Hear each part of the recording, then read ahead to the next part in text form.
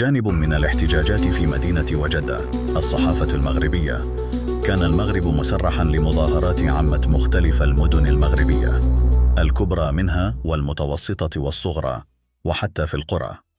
دعا لها جيل زد أو جيل الثورة الرقمية، الذي يحدد سلمه العمري ما بين 13 و 28 سنة، على خلفية مطالب اجتماعية تهم الصحة والتعليم.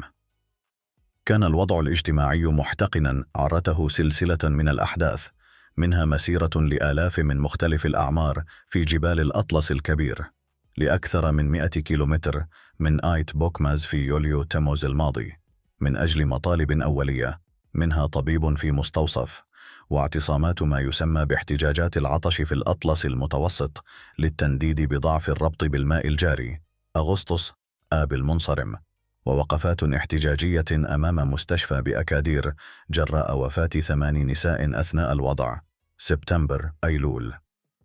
على خلفية الوضع الاجتماعي المأزوم، دعا تنظيم جيل زد للتظاهر بتاريخ 28 سبتمبر الأيلول، وطال المنع التظاهر في زمن أول بحجة عدم وجود ترخيص لتنظيم مجهول، وتم تفريق المتظاهرين.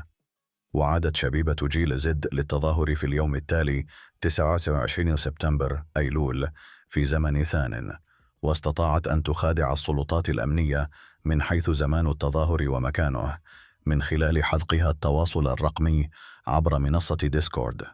وتأرجح التعامل مع المظاهرات في هذا الزمن بين السلاسة والفظاظة، أو ما أسماه خبير أمني أو لسان حال السلطة، بتدخل متوازن.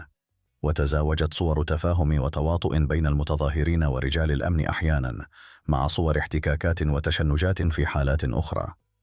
أما الزمن الثالث فكان بدءا من 30 سبتمبر والأيلول، وما طبعه من انفلات مع أعمال التخريب والمساس بالممتلكات والنهب، وهو الأمر الذي اندلع في جماعة قروية آيت عميرة من ضواحي أكادير، منها حرق مقر البريد وكسر ساحة تجارية في إنزيكان.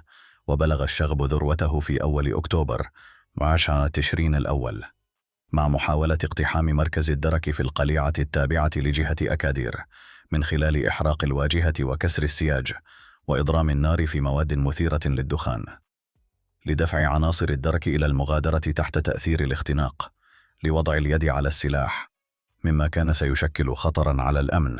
اضطرت فيه قوى الدرك إلى إطلاق النار.